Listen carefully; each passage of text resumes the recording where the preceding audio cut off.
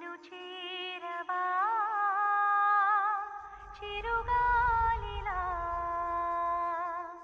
పలుకాడవా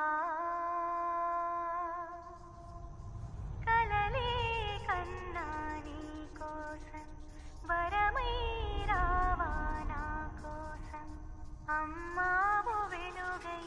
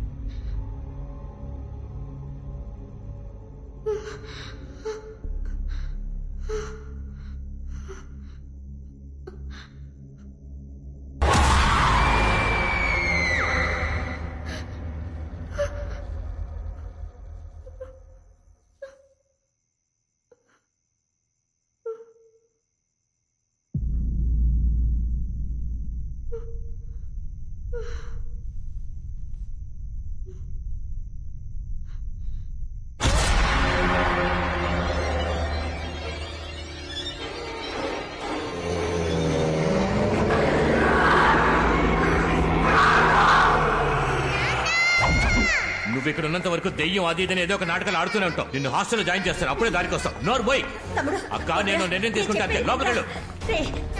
పిల్లరా, నా మాట వినరా.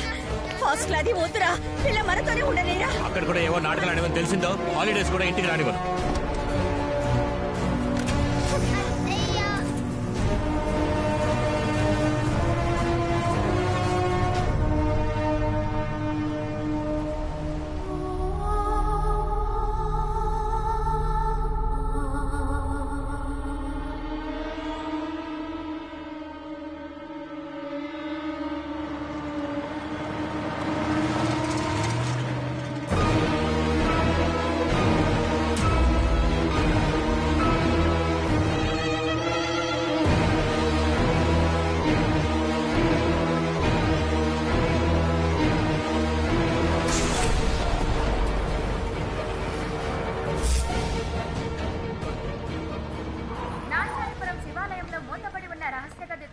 వెంటనే తెరవాల్సిందిగా సుప్రీంకోర్టు అవాకైన తీర్పిచ్చింది.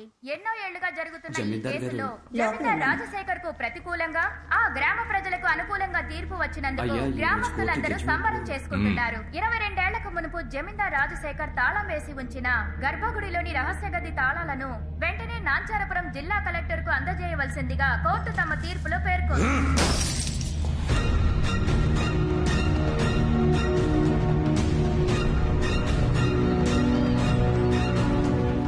నువ్వు గుడికెళ్ళు. అలాగే.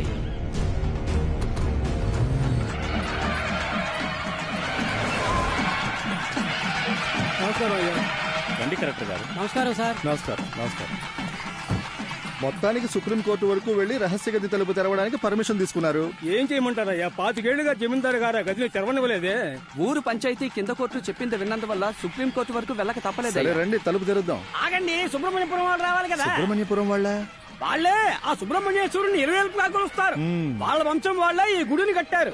వచ్చే శుక్రవారం దీపం కదా, అందుకే ఇక్కడికి వస్తున్నారు. ఏం దీపం? మీరు ఊరు కొత్త కదా, తెలియదులేండి. ప్రతి ఏడాది ఈ శివాలయం నుండి కాగడా తీసుకెళ్లి కొండ మీద అమ్మవారికి మహాదీపం వెలిగిస్తారు. ఆ జ్యోతి వెలుగులోనే సుబ్రహ్మణ్యుడు తల్లిదండ్రుల్ని కొలుస్తాడని శాస్త్రం చెబుతోంది. సంప్రదాయంగా సుబ్రహ్మణ్యపురం వాళ్ళు కాగడా తీసుకోవడం కోసం ఈ గుడికి వస్తున్నారు.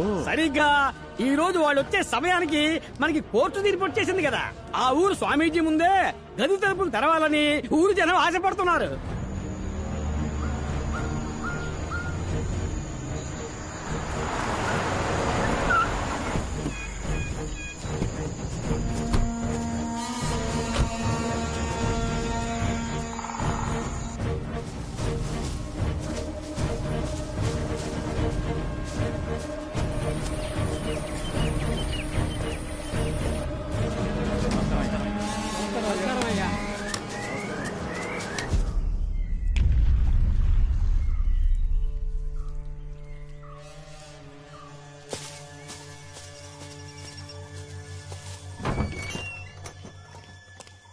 స్వామి, ఏం జరుగుతుందో తెలుసా? తెలుసు.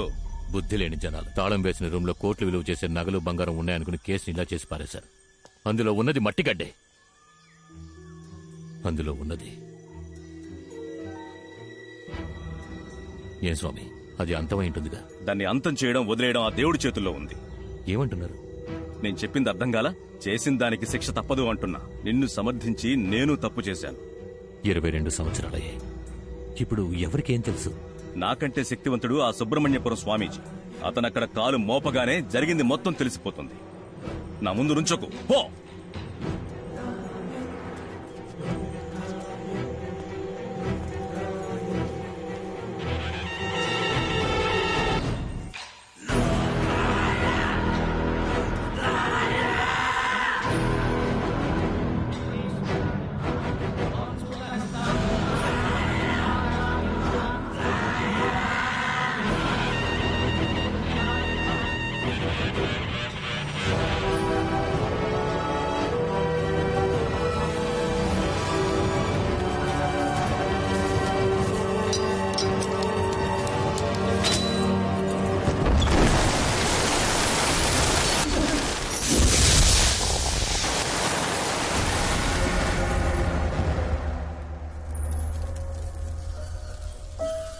ఈ రూమ్ లో ఏమీ లేదే.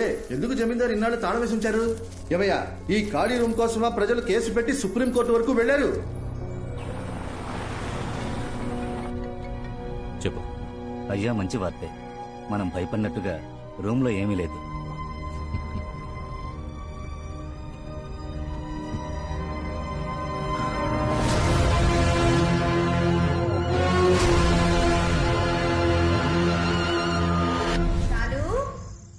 ఎక్కడున్నావమ్మా?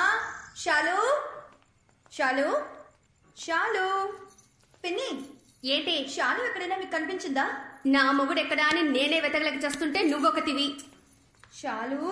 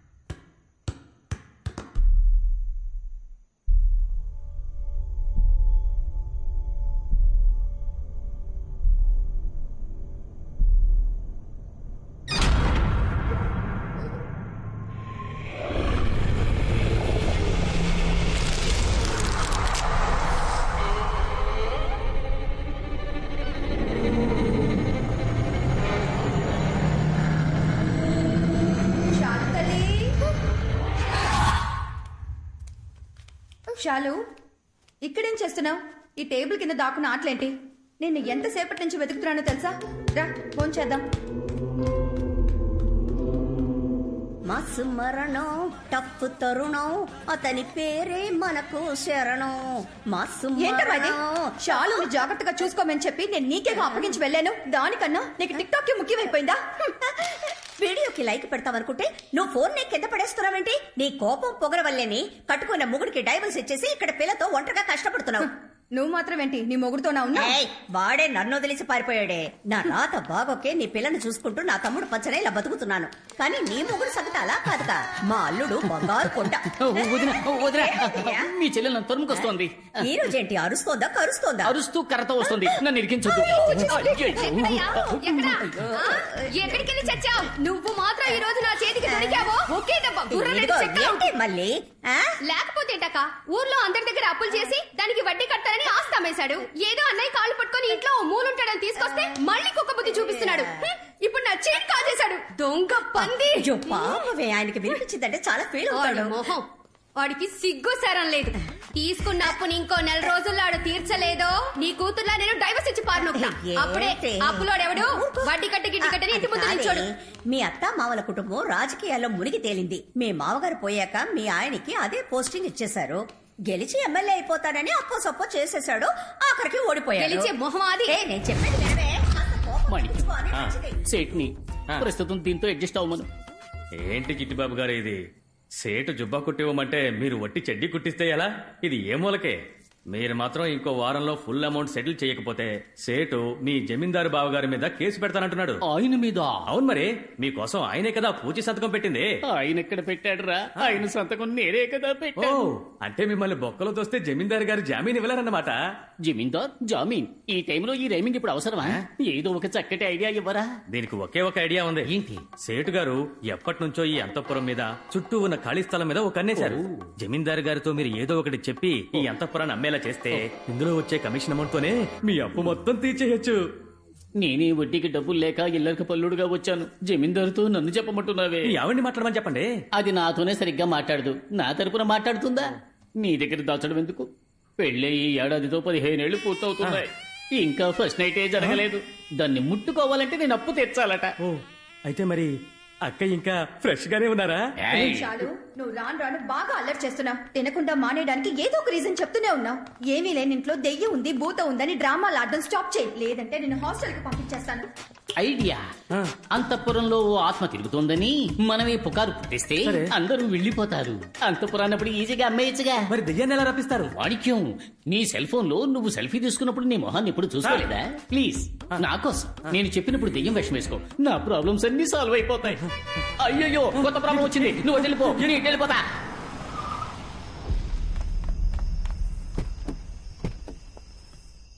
సరే నువ్వు ఇంటికి వెళ్ళు. అలాగే అయ్యా. సూరి లైట్ ఆఫ్ చేసి వెళ్ళి పడుకో. అలాగే అయ్యా.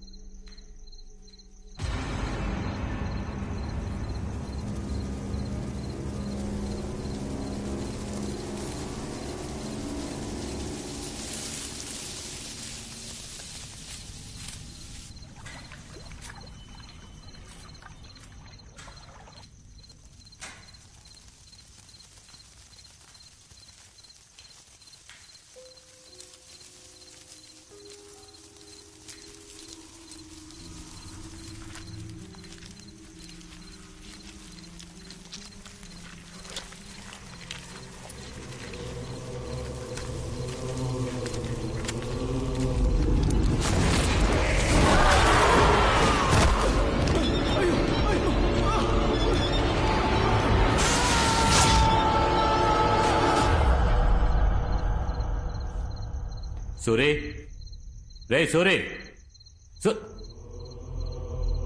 రే వెళ్ళి ఆ జనరేటర్ ఆన్ చేయి. వెళ్ళు. రే సూరి, పిలుస్తుంటే వెళ్ళిపోతున్నాడేంటి? రేయ్ సూరి నిన్నే సూరి